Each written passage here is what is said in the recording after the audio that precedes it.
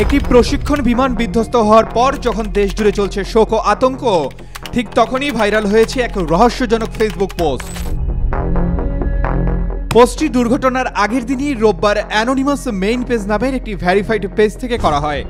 পোস্টে বলা হয়, একটি স্কুল ভবন ধসে পড়তে যাচ্ছে, যার ফলে বহু শিশু প্রাণ হারাবে। আমরা এক ভয়াবহ বিপর্যয় এগিয়ে আসতে দেখছি। পোস্টে আরও বলা হয়, এই বিপর্যয়ের মূল কারণ হবে ভবনের অবহেলাজনিত রক্ষণাবেক্ষণের অভাব। আমরা আমাদের সর্বোচ্চ চেষ্টা করব এটি ঠেকাতে। আমি একজন স্থপতি হিসেবে এই বার্তা দিচ্ছি। সোমবার দুর্ঘটনার পর ওই একই ফেসবুক পেজ থেকে আরেকটি পোস্ট করা হয়। এতে বাংলাদেশের বিমান দুর্ঘটনার ভিডিও শেয়ার করে বলা হয়, আমরা সবসময় আগেভাগেই সতর্কবার্তা পাঠাই, কিন্তু দুর্ভাগ্যজনকভাবে সেগুলো গুরুত্ব পায় না। এটি অত্যন্ত লজ্জাজনক। পোস্টে আরও বলা হয়, বর্তমানে একের পর এক বিপর্যয় ঘটছে, তাই আমাদের বার্তাগুলো মনোযোগ দিয়ে শুনুন এবং আগে থেকেই প্রতিকার খুঁজুন, না হলে ক্ষতির দায় আপনাদেরকেই নিতে হবে। অ্যানোনিমাস মেইন পেজ নামের এই ভেরিফাইড পেজটি বিভিন্ন সময়ে নানা ধরনের আগাম সতর্কবার্তামূলক পোস্ট করে থাকে, তবে এরা কখনো নিজেদের পরিচয় প্রকাশ করে না। পেজটি যুক্তরাষ্ট্র ও নাইজেরিয়া থেকে পরিচালিত হয় বলে অ্যাবাউটে দেখা গেছে।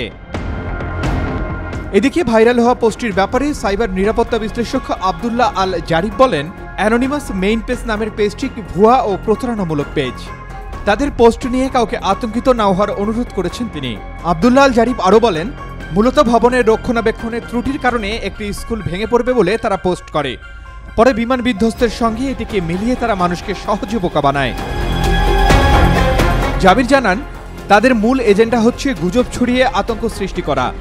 এগুলো করে তারা পেজে কিছু ফলোয়ার বাড়িয়ে নেয়, এর বাইরে কিছুই না। তিনি বলেন, আমরা তাদের আইপিগুলো শনাক্ত করতে সক্ষম হয়েছি।